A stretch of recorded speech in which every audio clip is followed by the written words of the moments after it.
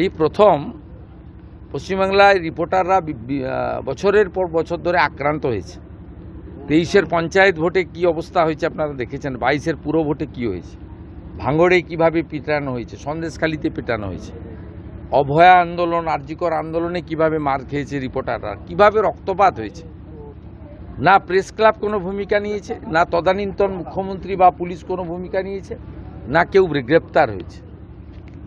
কিন্তু এবারে আপনারা দেখেছেন আমরা গণতন্ত্র চতুর্থ স্তম্ভ শুধু ভাষণে বলি না, কাজও করি। আমি তৎক্ষণাৎ পিজিতে ছুটে গেছি এবং রিপোর্টাররা সাহস পেয়েছে, তারা এগিয়ে এসে এফআইআর করেছে, মেডিকেল করেছে, গ্রেপ্তার হয়েছে 14 জন। যাদের ভিডিওতে দেখা গেছে তারা গ্রেপ্তার হয়েছে। এদের সঙ্গে ককরোচ পার্টি, নিট আন্দোলনের কোনো সম্পর্ক নেই। এরা কেউ ছাত্র নয়, এরা কমপ্লিটলি জামাতি, মৌলবাদী এবং ভারতবর্ষকে দুর্বল করতে চায়, অশান্তি করতে চায়। আর গত 10 সপ্তাহব্যাপী যে বিজেপি রাষ্ট্রবাদী সরকার চলছে, তারা যে সিদ্ধান্তগুলো আইন কার্যকর করার ক্ষেত্রে নিয়েছে, সেই যন্ত্রণা থেকে এই অসভ্যতামিটা এরা করছে। এই খারিজি মাদ্রাসা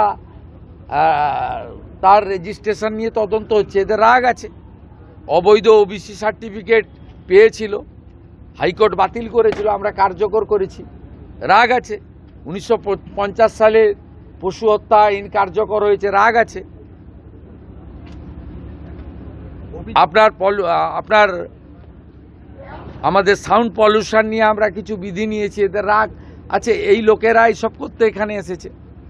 প্রধানমন্ত্রীর ছবিতে লাথি মারা, মুখ্যমন্ত্রীর ছবিতে লাথি মারা, প্রধানমন্ত্রীকে ব্যক্তিগতভাবে যে ছবি মানে চোখে দেখা যায় না, এটা আন্দোলন নাকি?